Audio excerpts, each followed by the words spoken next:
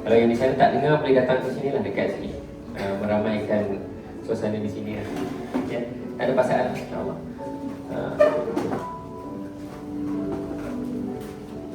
Okey, yang belakang dengar kan? Dengar, insyaAllah. Lampai depan tak apa, ni ada kosong sikit. Depan tu, sebelah Syarwan kosong sikit, insyaAllah. Mungkin ada yang beberapa yang dah balik, mungkin hujan kan, naik motor dan sebagainya kan. Okey, selamat tengah hari semua dan juga Assalamualaikum. Saya Syafiq, Izzuddin berpanggil Din dan ataupun Syafiq lah. Sedikit sebenarnya banyak kali dah saya buat pengenalan ni kan. Sebabnya kan dah ada beberapa program dah dekat sini. Bermula hari bulan April. Lepas tu bulan lepas ada juga, dan juga kami ada buat di Ipoh dan juga kembali di sini lah. Jadi sedikit sebenarnya dengar, yang ni semua dengar, insyaAllah. Sedikit sebenarnya Komkura ni sebelum tu boleh tengok kat kami punya kami ada social media, jadi kurang aktif sikit lah, tapi boleh search di Linktree, linktr.ee/Komkura. Jadi sebarang program, Google Form dan sebagainya kami akan masukkan tu.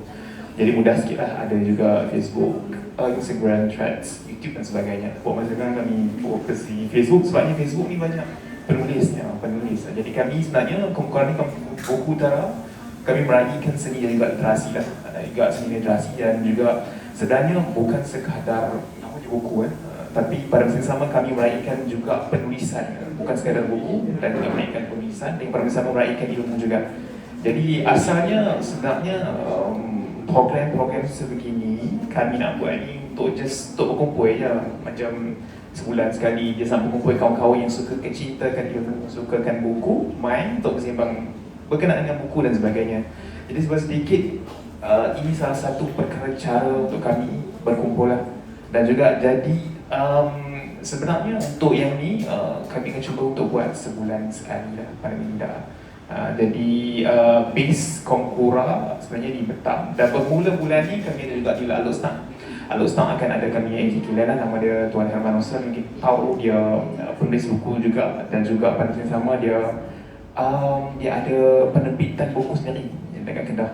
Jadi boleh saja, mana yang free nanti kami akan maklumkanlah hari apa yang ada di Alustang, ada di Betang dan sebagainya.